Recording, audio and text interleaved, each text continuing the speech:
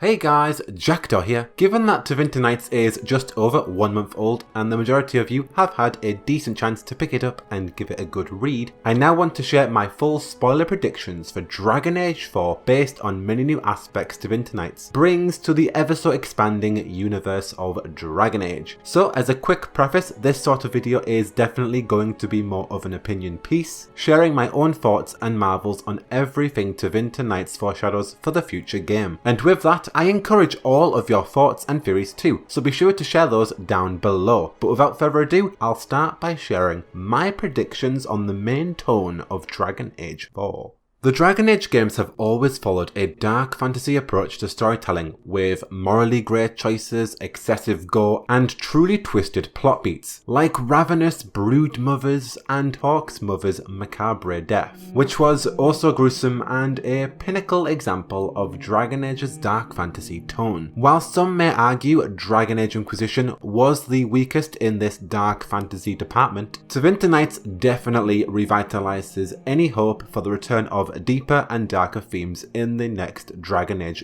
game. You see, Tevinter Nights, acting as a prologue for Dragon Age 4, introduces a bounty of dark fantasy storytelling that will certainly push the future plots in a most diabolical way. Introduced in this book, we had plenty of things that would give even a Darkspawn the heebie-jeebies. From evil twisted human centipedal insectoid monstrosities, demon worshipping cults, ancient wicked beings, death and blood magic, murder machinations, eldritch horrors, domestic abuse, inhumane treatment, ghastly apparitions, demonic possession, and plenty more hard-hitting themes that are paving the way for Dragon Age 4's story. And if none of those themes satiated your own dark desires for the next Dragon Age game, well, don't forget about the main narrative focusing on stopping a prideful and powerful elven mage who can take shape into a wicked dread wolf attempting to commit mass genocide for the sake of his long-lost people. Oh, not to mention the fact that this elf could have also broken up with you, causing your heart to ache every single second as he tears down Thedas and the love you once shared together.